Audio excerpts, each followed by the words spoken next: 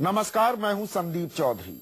मध्य प्रदेश में किसान आंदोलन पर पुलिस फायरिंग में हुई किसानों की मौत के बाद देश का सियासी पारा चढ़ गया है। किसानों के हमदर्द बनकर कांग्रेस उपाध्यक्ष राहुल गांधी आज मंदसौर जाना चाह रहे थे, लेकिन उन्हें नीमच में ही गिरफ्तार कर लिया गया, जिसके बाद राहुल गांधी मोदी और शिवराज सरकार पर जमकर बरसे। राहुल गांधी ने कहा कि किसानों की कर्ज माफी नहीं, सिर्फ गोली दे सकती है सरकार, और यह भी कहा कि पूरे देश में किसानों का कर्ज माफ कराएंगे। उधर राहुल पर बीजेपी बिफर पड़ी। निशाना साधा केंद्रीय मंत्री वेंकैया नायडू ने इतिहास का हवाला दिया। इतना ही नहीं, इस पूरे प्रकरण पर प्रधानमंत्री की चुप्पी पर भी सवाल खड़े हो रहे हैं। इसलिए हमारा आज का सवाल, किसानों की हत्या पर अब तक क्यों नहीं बोले प्रधानमंत्री?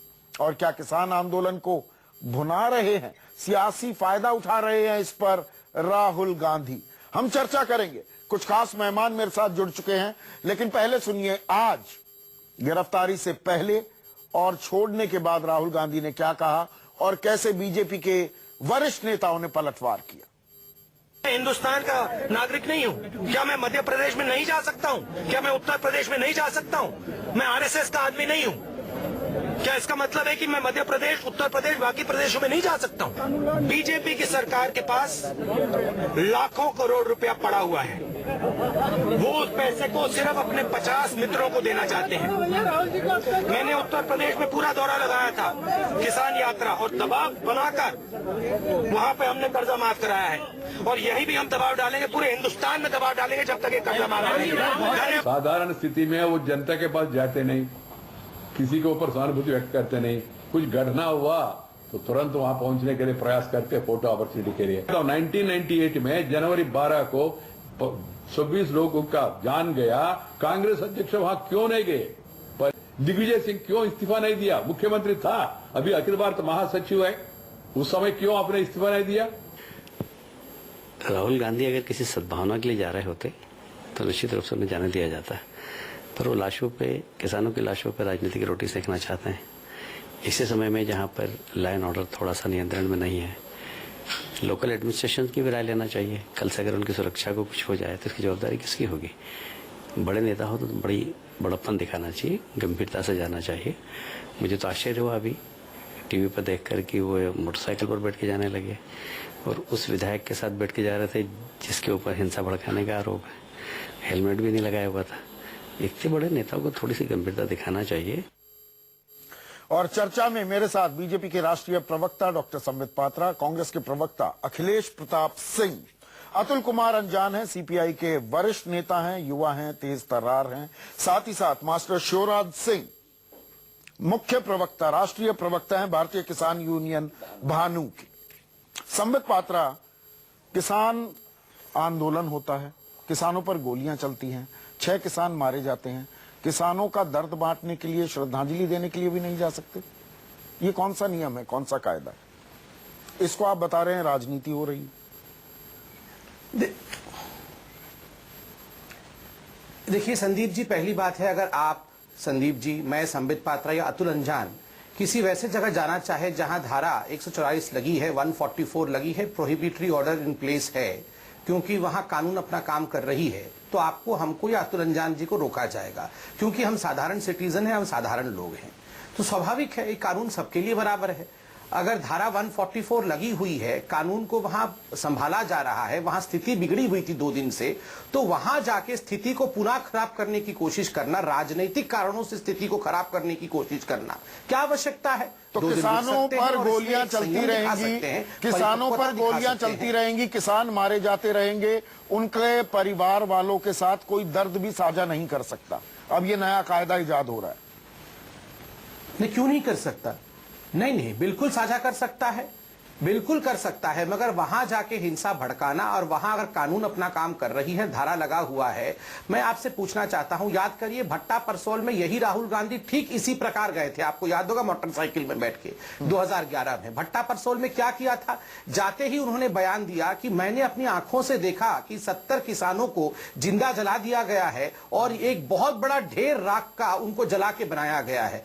बीबीसी के रिपोर्टर को इंटरव्यू में कहा था, बीबीसी ने पूरी छानबीन की, भारत भारत का नाम भी खराब हुआ और मालूम पड़ा कि कचड़े का ढेर में आग लगाने से वो राख आया था, किसी किसान को जलाए नहीं। यही बात मैं पलटकर आपसे कहूं, बना संबित पात्रा, यही बात मैं पलटकर आपसे कहूं कि कल तक आपके मध्य प्रदेश में गृह मंत्री कह रहे थे कि नहीं, पुलिस फायरिंग में मौत ही नहीं हुई किसानों की। वो तो पल्ला झाड़ रहे थे, पर्दादारी कर रहे थे। जब पूरी बात खुल गई, मीडिया में सामने आ गई, तो मानना पड़ा कि ये पुलिस फायरिंग में मौत हुई है किसानों की। देखिए संदीप जी, अगर बात छुपानी ही होती और पूरी तरह से षड्यंत्र ही करना होता तो आज बात को क्यों रखते कि पुलिस फायरिंग में मौत हुई। देखिए, एक जुडिशियल इंक्वायरी भी बैठा है उस पूरे विषय को लेकर। जुडिशियल इंक्वायरी में दूध का दूध पानी का पानी होगा। हर स्वाभाविक है वो उस ग्रह के मुख्यमंत्री हो या उस ग्रह के जो होम मिनिस्टर हो, गृह मंत्री हो, स्वाभाविक है वो हमसे ज्यादा जानते हैं। उन्होंने कहा कि पुलिस गलत बयानी कर रहे थे ना, तो पहले उनको इन्फॉर्मेशन, गलत बयानी कर रहे थे, गृह मंत्री गलत बयानी कर रहे थे। नहीं है पहले ना बिल्कुल नहीं। पहले कोई इंफॉर्मेशन आता है, उसके बाद जांच के बाद इंफॉर्मेशन में तब्दीली होती है। अगर झूठी बोलना होता तो आज क्यों बोलते, तो वो सच्चाई आपके नहीं, वो तो सबके सामने आ गई ना। मैं आपको एक छोटा सबके सामने आ गई बात, वरना पर्दादारी होती। मैं इसीलिए तो कह रहा हूं क्यों ना जाए। अब मैं 26/11 की तरफ जाता हूं, 2008 की बात करते हैं। संबित पात्रा, बिल्कुल नहीं। सबसे बड़ा हमला देश पर आतंकियों ने, पाकिस्तान के आतंकियों ने जो देश पर सबसे बड़ा हमला किया वो 26/11 का हमला था। 26 नवंबर 2008 मुंबई हमला। और हमले में जो लोग मारे गए उनको श्रद्धांजलि देने, माहौल तब भी गड़बड़ाया हुआ था, बिगड़ा हुआ था। उस वक्त के गुजरात के मुख्यमंत्री नरेंद्र मोदी मुंबई क्यों पहुंच गए थे? मैं आपको याद दिलाऊं, उस समय के मुख्यमंत्री नरेंद्र मोदी जी क्यों पहुंचे और किस समय पहुंचे। आप याद करिए, 26 को यह घटना हुआ और ठीक उसके अगले दिन जो उस समय के तत्कालीन मुख्यमंत्री थे महाराष्ट्र में, वो आज संसार में नहीं है, मैं उनको श्रद्धांजलि देते हुए कहूंगा, जो तत्कालीन मुख्यमंत्री थे वो कांग्रेस पार्टी के थे और अगले दिन वो फिल्म के प्रोड्यूसर और डायरेक्टर को लेकर होटल में गए थे। उन्होंने बयान दिया था कि स्थिति पूरी नॉर्मल हो गई है और मैं इस पूरे प्रकरण पे मूवी बनाना चाहता हूं, मैं डायरेक्टर और फाइनेंसर तक को लेके आया हूं। आप याद करिए, उसके बाद बाकी लोग जाके वहां श्रद्धांजलि, अगर कांग्रेस उस पर मूवी बना सकती है, कांग्रेस उस पर पिक्चर बनाने की चिंता कर रही थी और वो भी मुख्यमंत्री फाइनेंसर लेकर गए थे, प्रोड्यूसर डायरेक्टर लेकर गए थे। आप बताइए, उसके बाद अगर कोई निर्वाचित मुख्यमंत्री जाके श्रद्धांजलि देता है तो क्या यह बुरी बात है? उन्होंने खुद कहा था मुख्यमंत्री ने कि पूरी परिस्थिति कंट्रोल में है, अब इस पे मूवी बनेगा। आप निकाल के देखिए। मेरी श्रद्धांजलि और तेरी श्रद्धांजलि वाला एक बात और यार, मेरी श्रद्धांजलि सही, तेरी बिल्कुल नहीं श्रद्धांजलि है। गलत। उनके मुख्यमंत्री, वो मुख्यमंत्री के बयान को निकालिए, विलास राव जी के बयान को निकालिए। उन्होंने वहां फिल्म के प्रोड्यूसर को भी स्थान दिया था, उसके बाद ही बाकी लोग आए थे। उन्होंने कहा यहां बिल्कुल स्थिति नॉर्मल है, अब इस पे पिक्चर बनाई जाएगी। मैं आपको एक बात, मतलब शिवराज सिंह, मैं समझ गया आपकी बात। आज किसान मारा जाता है तो उसे श्रद्धांजलि भी नहीं दी जाएगी। मेरा पात्रा जी मेरा आपसे एक अनुरोध है, आप राष्ट्रीय प्रवक्ता हैं, अच्छे वक्ता। पात्रा जी एक बात मेरी सुनिए, सिर्फ एक बात सुन ले आप। 10 सेकंड लेके मैं अपनी बात, कांग्रेस ने 50 साल हमारे देश में राज भोगा। बताइए। सुनो, कांग्रेस कुछ नहीं कर पाई किसानों के लिए, ना स्वामीनाथन आयोग की सिफारिश लगा पाई, ना किसान आयोग का गठन कर पाई, और किसान विरोधी नीतियों के कारण देश का किसान कर्जदार हो गया। आप जिस समय सत्ता में आए, आपने ये वादा किया कि हम स्वामीनाथन आयोग की सिफारिश लागू करेंगे, किसान को कर्ज मुक्त करेंगे, किसान की आय 2 गुना करेंगे। प्रधानमंत्री जी ने कहा, जब देश में किसान और यहाँ पर शिवराज जी, मैं दर्शकों को बता दूं, कुछ दर्शक जो नहीं जानते हैं खेती बाड़ी से, जिनका कोई ताल्लुक नहीं है, स्वामीनाथन आयोग की सिफारिशें 2006 में आई थी, आज से 11 साल पहले, और वो फाइलों में दबी पड़ी है। हर कोई राजनीति करता है। 2 आयोग की रिपोर्ट आ गई, एक स्वामीनाथन की आ गई, एक भूपेंद्र जी की, और 2 आयोगों की रिपोर्ट आ गई। लेकिन किसी भी सरकार ने, किसान का सबसे बड़ा दुर्भाग्य यह है, आज बीजेपी सत्ता में है तो बीजेपी किसानों को भूली हुई है। जब कांग्रेस सत्ता में थी, कांग्रेस किसानों को भूली हुई थी। जो आदमी सत्ता में चला जाता है वो किसान को भूल जाता है, और जो आदमी विपक्ष में आ जाता है उसे किसान की याद आती है। जी, और यही बात मैं, एक मिनट शिवराज जी, आज हम जेवर एयरपोर्ट के लिए जेवर में कम से कम 15 दिन से धरना चला रहे हैं। कोई विधायक हमारे पास ये नहीं पहुंचा कि आप किसकी मांग कर रहे हैं। विधायक क्या कोई नेता, कोई केंद्रीय मंत्री नहीं, मैं उससे भी बड़ी बात कहूंगा। तमिलनाडु के शिवराज जी, तब पहुंचेंगे। तमिलनाडु के किसान जंतर मंतर पर चिलचिलाती धूप में नरमुंडों के साथ और बोतल में पेशाब डालकर पिया उन्होंने विरोध में। उनकी सुध नहीं ली, किसी ने उनकी सुध नहीं ली। आज हमारे मोदी जी ने कोई बयान नहीं दिया किसान पर। कृषि मंत्री योगा करने में व्यस्त है और किसान मोतिहारी में, हाँ वो मंदसौर नहीं जाएंगे, वो मोतिहारी में योगा करेंगे। वो सेहत बनाएंगे अपनी। इन्हें अपनी सेहत की चिंता है। किसान खुदकुशी कर रहा है, किसान फांसी खा रहा है और कृषि मंत्री को तो यही नहीं पता। जवाब दे सकता हूं। बता रहा हूं, जब हम शांतिपूर्वक जंतर मंतर पर धरना धरने जाते हैं तो आपका ना तो कृषि मंत्री के पास टाइम है वार्ता करने का, ना प्रधानमंत्री के पास टाइम है। आज किसान थोड़े से उग्र हुए हैं तो कभी राहुल गांधी को किसान की याद आ रही है, कभी राहुल गांधी की बात करते हैं। ये दिखा शिवराज जी, ये घड़ियाली आंसू बहाए जा रहे हैं। ये सवाल आपसे अखिलेश प्रताप सिंह, ये सवाल आपसे, ये शोक यात्रा नहीं, ये श्रद्धांजलि नहीं थी, ये वोट हथियाने की कोशिश थी। ना राहुल गांधी यात्रा थी, ना बीजेपी किसानों की तैसी। अब अखिलेश जी किसानों को भला नहीं करने वाला। जी रिस्पॉन्ड करेंगे अखिलेश जी।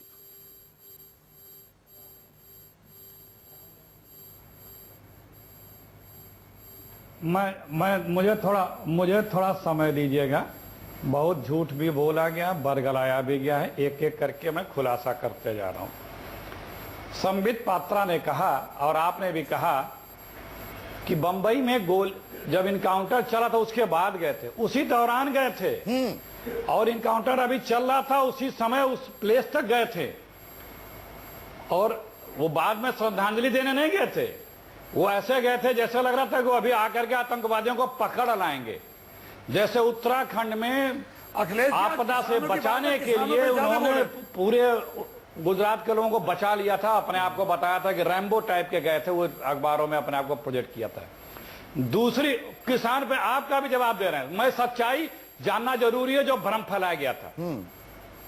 दूसरी बात, धारा 144 का सहारा लिया गया कि लगा था इसलिए कोई नहीं जा सकता। संभवतः धारा 144 जो मैं जानता हूं, किसी के आने जाने पर रोक नहीं है। 5 लोगों को एक साथ इकट्ठा होने करके समूह बना के कुछ या उससे ज्यादा पर रोक है, आवाजाही पर रोक नहीं है।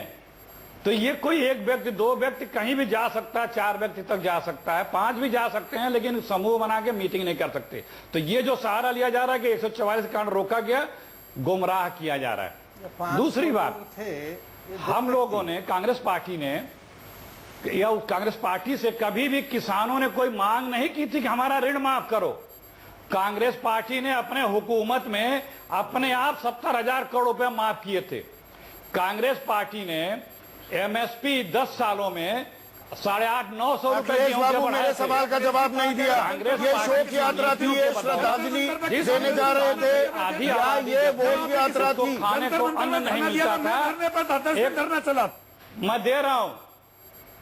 ये शोक यात्रा थी, ये शोक यात्रा थी। 10,000 रुपये माफ किया जंतर मंतर पर 10 धरना चला। मैं एक मिनट खुली, यही तो मैं कह रहा हूं। जंतर मंतर पे कौन गया? हम गए जंतर मंतर पे। मैं ये खामोश हूं तो मैं बोलूं, इनको कुछ जानकारी नहीं है। हमारे साथी जो किसान के भाई मित्र भाई, मैं इस तरह नहीं बात कर पाता। जंतर मंतर पे सबसे पहले राहुल गांधी गए थे। 20 दिन बाद, जब पता नहीं है तो क्या बात करने बैठे हो? सत्ता में होते कौन लड़ाई लड़ा सबसे पहले? सत्ता से बाहर होते लड़ाई कौन लड़ता है? नहीं, सत्ता में होते हमारे प्रधानमंत्री कांग्रेस की 20 दिन बाद नहीं गए थे, 20 दिन बाद नहीं गए थे। 20 सबसे पहले जाने। प्लीज यार, इन्हीं से बात करा लो, इन्हीं से बात करा लो, आप इन्हीं से करा लो आप बात। नहीं, अपनी सत्ता में गए थे राहुल गांधी मत करो यार, एक एक करके बोलो आप। जब गए थे क्या? सबसे पहले जाने वाले नेता थे राहुल गांधी जंतर मंतर पे। सबसे, प्लीज भाई, मैंने तो देखिए, मैंने आपको उदाहरण दिया, चाहे ऋण माफी हो, चाहे केसीसी हो, चाहे और तमाम किसानों को सुविधाएं हैं, चाहे एमएसपी हो, वो कांग्रेस ने दिया। आज एमएसपी बोले थे हमारे प्रधानमंत्री जी संदीप कि जी, आते ही उसकी लागत आप का भाव इतना ब्रह्मांड एक पूरा मिनट, कांग्रेस एक ने मिनट। दिया, फिर कांग्रेस चली क्यों गई? 100 दिन के अखिलेश अंदर दे बाबू, देंगे। आप क्यों इतना देते जो गला फाड़ रहे हैं और कर्ज उन्होंने माफी कहा- की मांग को उन्होंने जो इतना तमाम- पुरजोर तरीके से उठा रहे हैं, अखिलेश बाबू बात सुन लीजिए, बात सुनिए, थोड़ा सा ऑडियो डिले भी है, इसलिए थोड़ा सा परेशान भी मत होइए, ऑडियो डिले में थोड़ा सा आपको तकलीफ होगी। मुझे ये बताइए, अब खबर तो पंजाब से भी आ रही है, पंजाब में भी किसान उग्र हो गए हैं, वो कर्ज माफी की बात कर रहे हैं। अगर आप कहते हैं कि यूपी में मुझे कर कोई दी, परेशानी नहीं है। महाराष्ट्र में भी करो, मध्य प्रदेश में भी करो, पंजाब में करने वाले हो क्या आप? ये दोधारी तलवार है जिस पर आप वोट बुलाने निकले हैं। नहीं, अखिलेश जी से कहना यह 50-55 साल इन्होंने सत्ता भोगी। शिवराज आप जी, ये किसान कैसी नीति ले आते हैं? आप सरकार ही नहीं होता किसान। सवाल मुझे सुनिए, पूछने दीजिए। आपका भाई, ये क्या हो रहा है? इस तरफ बात करेंगे। आपको संभवतः याद होगा, आपने स्टोरी भी चलाई थी, महाराष्ट्र में हमारी सरकार थी और गन्ना किसानों पे फायरिंग हुई थी, राहुल गांधी वहां पहुंचे थे, हमारी सरकार थी। हरियाणा में हमारी सरकार थी, किसानों पे पुलिसिया जुर्म हुआ था, हमारे सरकार में किसानों के लिए राहुल गांधी पहुंचे थे। हम किसानों के साथ शुरू से, क्योंकि यही हमारा अन्नदाता है हिंदुस्तान का। हम कृषि प्रधान देश हैं, किसान या जवान मर रहा है, मोदी जी के मुंह से या ट्विटर तक से भी आवाज नहीं आती है। जहाज पर चढ़ने उतरने तक का ट्वीट है, जहाज कहीं डूब गया, लड़ गया, लोग क्रैश कर गया तो उसके पे श्रद्धांजलि आती है। जी। किसानों के लिए श्रद्धांजलि नहीं आती है। मेरे साथ योगेंद्र जवानों के यादव लिए भी जुड़ गए श्रद्धांजलि नहीं हैं, आती है। किसी भी परिचय हमारे के मोहताज नहीं है, मैंने आपकी बात सुनी। योगेंद्र यादव भी मेरे साथ जुड़ चुके हैं। योगेंद्र यादव, आपसे मेरा सीधा सवाल, योगेंद्र यादव से मेरा सीधा सवाल, एक तरफ राहुल गांधी श्रद्धांजलि देने के लिए जाते हैं मंदसौर, रोका जाता है, प्रोहिबिटरी ऑर्डर्स भी थे, वो कहते हैं कि सरकार कर्ज माफी नहीं कर रही है, किसानों पर गोली चला रही है। बीजेपी कह रही है ये शोक यात्रा नहीं, दरअसल ये वोट यात्रा है। पलटकर सिक्के का दूसरा पहलू, योगेंद्र यादव, प्रधानमंत्री मोदी को फुर्सत नहीं है, ये सिर्फ मध्य प्रदेश के किसानों की बात नहीं है जिन पर गोलियां चली, महाराष्ट्र में किसान आत्महत्या कर रहे हैं। मैंने तमिलनाडु का आपके जुड़ने से पहले जिक्र किया, जंतर मंतर पर नरमुंडों के साथ चिलचिलाती धूप में वो अनशन पर बैठे रहे, बोतलों में पेशाब भरकर पीते रहे, किसी ने उनकी सुध नहीं ली। तो प्रधानमंत्री सुध लेने को तैयार नहीं कि शोक यात्रा नहीं, वोट यात्रा। सही कौन है? योगेंद्र यादव। संदीप भाई, हकीकत ये है कि इस देश में जिंदा किसान के लिए किसी के पास कोई समय नहीं है। किसान जब तक मरता नहीं है, चाहे वो आत्महत्या से हो, चाहे वो पुलिस की गोली से हो, जब तक किसान मरता नहीं है तब तक किसी के लिए किसान की कोई कीमत नहीं है, किसान के लिए कोई समय नहीं है। आपने तमिलनाडु का जिक्र किया, हम जंतर मंतर पे गए थे और उसके बाद हमारा पूरा डेलीगेशन लेके हम तो तमिलनाडु 1 हफ्ता यात्रा करने गए, उन किसानों का दुख दर्द सुना। ये बड़ी बड़ी बातें करने वाला कोई व्यक्ति तमिलनाडु नहीं गया, किसानों का दुख सुनने कोई नहीं जाता है। मेरे विचार से सबसे बड़ा सवाल ये नहीं है कि राहुल गांधी जाएं या ना जाएं, सबसे बड़ा सवाल ये नहीं है कि राधा मोहन जी मोतिहारी में योग करें या ना करें। ये सब राजनीतिक टोटकेबाजी है, ये सब राजनीतिक रस्में हैं। ना राहुल गांधी के जाने से कोई नुकसान हो जाएगा, ना उससे कोई कांग्रेस पार्टी को कोई फायदा हो जाएगा। फायदा तब होता अगर राहुल गांधी की जब सरकार थी उस वक्त अगर किसानों की आत्महत्या कम हो गई होती, रुक गई होती, तो आज महाराष्ट्र मध्य प्रदेश का किसान राहुल गांधी की बात सुनता। फायदा तब होता अगर राहुल गांधी मध्य प्रदेश की चिंता व्यक्त करने के साथ साथ पंजाब का भी जिक्र कर देते, कर्नाटका का भी जिक्र कर देते, तब पता लगता कि ईमानदारी से किसान की बात बोल रहे हैं। ऐसा तो हो नहीं रहा है। मैं समझता हूं इस सब सवालों में उलझने की बजाय जो 5 किसान मर गए हैं उनके जो सबसे बुनियादी सवाल है हम उस पर अपना ध्यान लगाएं। और वो बुनियादी सवाल ये है कि आज देश में किसान के पास आमदनी नहीं है, किसानी घाटे का सौदा हो गया है। कोई किसान अपने बच्चे को किसान बनाने को तैयार नहीं है।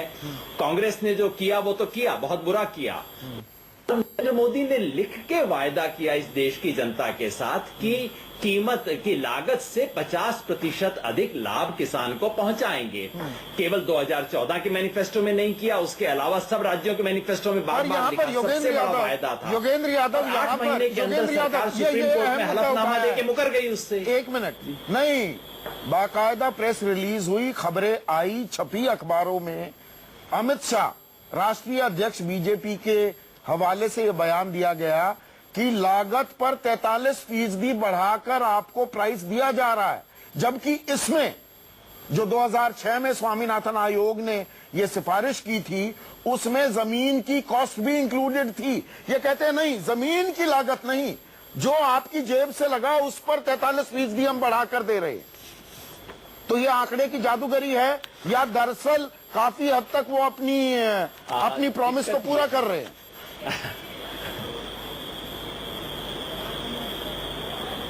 संदीप भाई, मैं चाहता हूं भारतीय जनता पार्टी के प्रवक्ता यहां बैठे हैं और समझदार आदमी है, थोड़ा सोच के बोलते हैं, मुझे अच्छा लगा।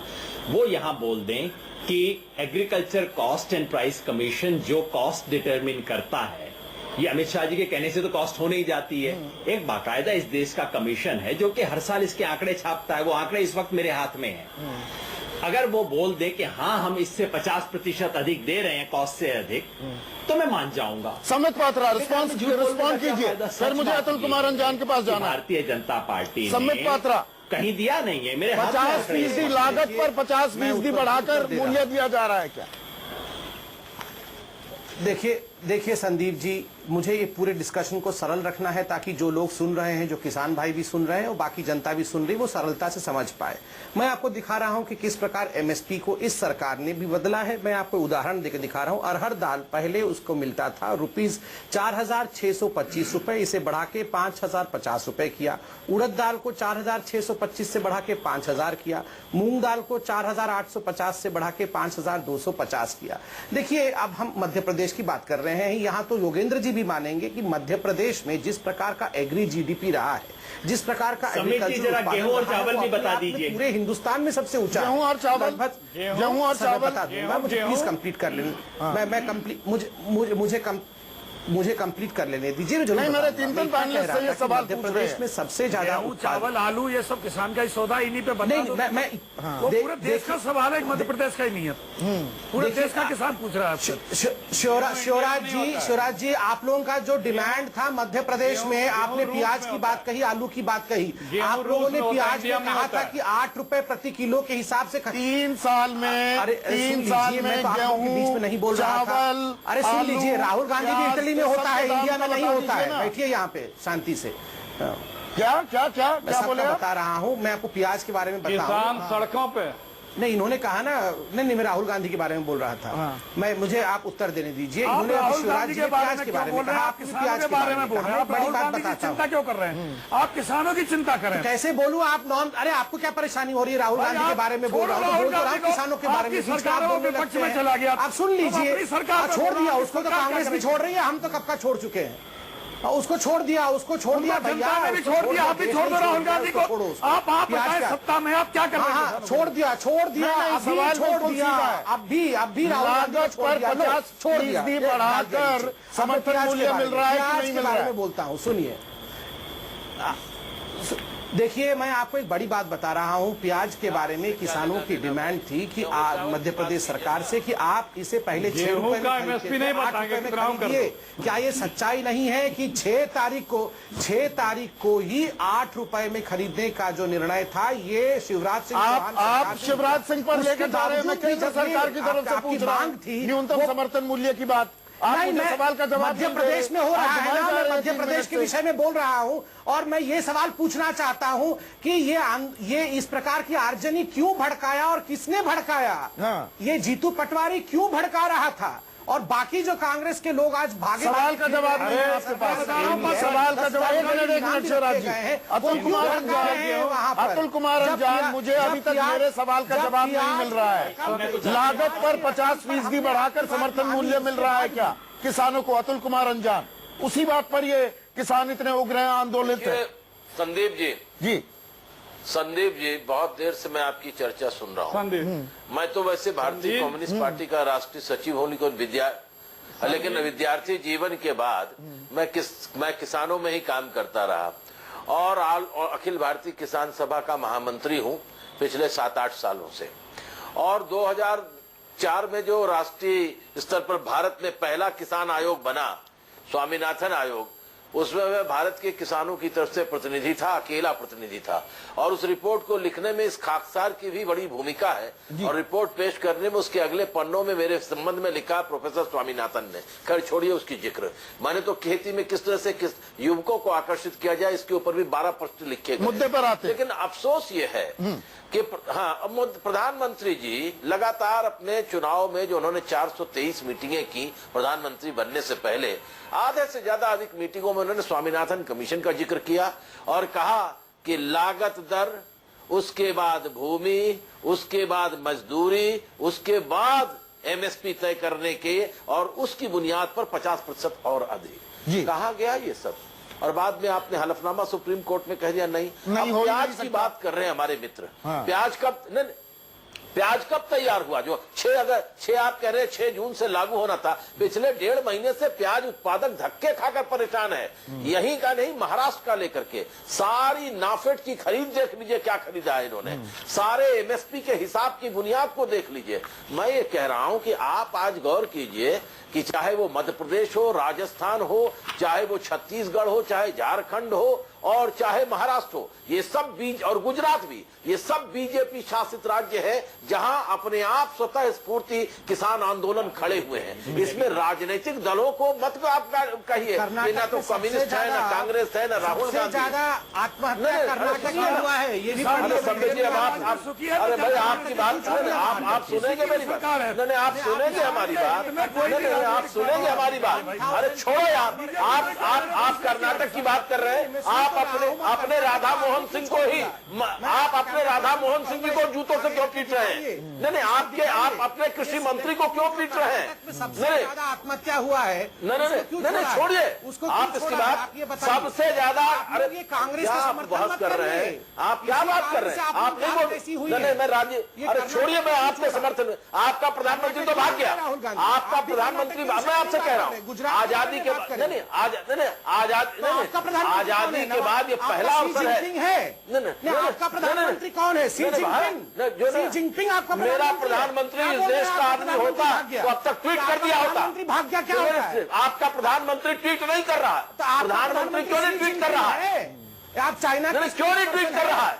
सी जिनपिंग दूसरे के मोबाइल को फॉलो करता है, दूसरे के मोबाइल को फॉलो करता है। देश के किसान मर रहे, फॉलो नहीं करता है वो, या किसानों के बारे में क्या बोलेगा? मैं क्या बात करूंगा? क्या संविदा पर बैठे हुए आप बात कर रहे हैं? राहुल गांधी होंगे, हम लोग जमीन वाले हैं। नहीं काहे के लिए? अरे काहे के लिए आप ठेके पर बर्तन बन करके बात कर रहे हैं? संविदा पात्र का क्या मतलब है? आपके प्रधानमंत्री अभी तो तुमने कहा राजीव गांधी, राहुल गांधी ऐसा भाग गया। आप कह राहुल गांधी के, राहुल गांधी के बारे में आप बात नहीं करना चाहते। मैं राहुल गांधी का वकालत नहीं हूँ, लेकिन राहुल गांधी और सोनिया गांधी के सिलसिले में आप लोग जिस तरह का दुष्प्रचार कर रहे हैं और जिस तरह के शब्दों का प्रयोग, तो आपके प्रधानमंत्री कौन है? मैं हमारे प्रधानमंत्री बदकिस्मती से प्रधानमंत्री है, बदकिस्मत प्रधानमंत्री है देश का। मेरा हम इस देश के लोगों का बदकिस्मत लोगों का प्रधानमंत्री है। आप बदकिस्मत है, बदकिस्मत लोगों का प्रधानमंत्री। आप जैसे आप बदकिस्मत है। आपने तो अडवाणी जी को किनारे लगा दिया। अरे आपने तो, अरे भाई आपने तो अडवाणी को किनारे लगा दिया, मुरली मनोहर जोशी को किनारे लगा दिया। सवाल ये, संबित पात्रा, अतुल कुमार अंजान, हम सभी के प्रधानमंत्री हैं। प्रधानमंत्री को लेकर थोड़ी हम संयमित भाषा का इस्तेमाल करें, लेकिन सवाल तो मौजू है। संबित पात्रा, प्रधानमंत्री किसानों की हत्या, किसानों की आत्महत्या, किसानों पर गोली चलाने को लेकर, एक मिनट मेरा सवाल है संबित पात्रा से। प्रधानमंत्री खामोश क्यों है? संबित पात्रा, बिल्कुल दूंगा। अतुल कुमार अंजान आपको मौका दूंगा। संबित पात्रा, प्रधानमंत्री खामोश क्यों है? सुनेंगे आप? मैं अभी सुन रहा हूँ। मेरी बात सुनेंगे? अगर नहीं मैं आपकी बात ये बताइए आप। नहीं मध्य प्रदेश के गृह मंत्री कह रहे हैं, मध्य प्रदेश के गृह मंत्री कह रहे हैं कि साहब वहां पुलिस ने गोली चलाई नहीं। और आज इंदौर जोन के रेंज के हो गया है, आईजी कह रहे हैं कि वहां आईजी, अरे डिबेट पर चर्चा कर लीजिए ना। अतुल कुमार अंजान, अब मैं सवाल पूछ रहा हूं संबित पात्रा से। संबित को लेकर आइए स्क्रीन पर। संबित, सवाल बिल्कुल मौजू है ये। यहाँ पर हम सीधा सवाल ये कि प्रधानमंत्री मन की बात करते हैं, ट्वीट्स करते हैं, बड़े रेगुलर हैं सोशल मीडिया पर। किसानों की आत्महत्या, मंदसौर में किसानों पर गोली चलाने के वाकयों को लेकर प्रधानमंत्री चुप क्यों हैं?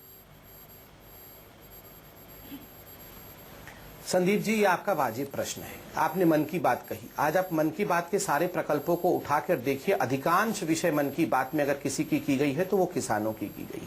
गोली चलाने पे और वायलेंस पे क्यों ट्वीट नहीं किया, आप भी समझते हैं कि हम सबको उसमें संयम दिखाना चाहिए। जांच बैठाया गया है, जुडिशियल इंक्वायरी, उससे पहले अगर सभी लोग ट्वीट करने लगे और जांच से पहले हम अपने विषय को रखने लगे तो क्या यह उचित होगा? आप ही सवाल उठाएंगे।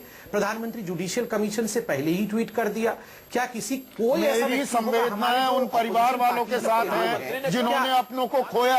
ये ट्वीट करने में क्या जा रहा है? मुझे एक चीज बताइए। मैं उत्तर दे संदीप जी, मैं उत्तर मैं इतना कह रहा हूँ, क्या किसी मैं उत्तर दे रहा हूँ, सुन लीजिए। कैसे भाषा का प्रयोग करते हैं? उनकी उंगली जम गई थी। अभी थोड़ी देर पहले बोल रहे थे प्लेन क्रैश हो गया था। ये कैसा आदमी है? ये कैसा आदमी है? ये अभी थोड़ी देर पहले बोल रहे थे प्लेन क्रैश हो गया, प्रधानमंत्री प्लेन में गए और प्लेन क्रैश हो गया। आप रिवाइंड करके देखिए टेप। ये देश का दुश्मन है? ये चाइना का स्पोक्स पर्सन कहां से बुला लिया आपने? नहीं, फिर विषयांतर हो रही है। मैं अभी सवाल जो है, सवाल सबसे जरूरी। नहीं, अभी अखिलेश प्रताप सिंह को स्क्रीन पर लेकर आइए। अखिलेश प्रताप सिंह और योगेंद्र यादव को स्क्रीन पर लेकर आइए। मैं विषयांतर कतई नहीं होऊंगा। मुझे अखिलेश प्रताप सिंह ये बताइए, ये राजनीति है कि नहीं है? ये विशुद्ध राजनीति है या नहीं है? ऐसा नहीं है कि उत्तर प्रदेश, एक मिनट अखिलेश जी, पहले सवाल सुनिए। सिर्फ उत्तर प्रदेश, मध्य प्रदेश या महाराष्ट्र का किसान बदहाल नहीं है।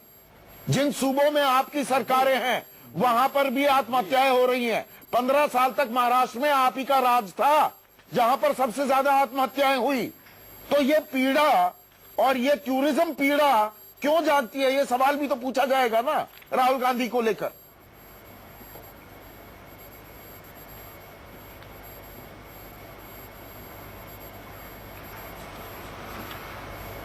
देखिए, एक एक करके जवाब दे रहा हूं मैं। हम सबके प्रधानमंत्री माननीय मोदी जी हैं, हम सब मानते हैं, लेकिन वो नहीं मानते कि वो सबके प्रधानमंत्री हैं। अगर वो मानते कि वो सबके प्रधानमंत्री सवाल का जवाब दीजिए। जवानों और किसानों पे वो इस पीड़ा, जो उनको पीड़ा है, उस पे जरूर अपनी अभिव्यक्ति व्यक्त करते।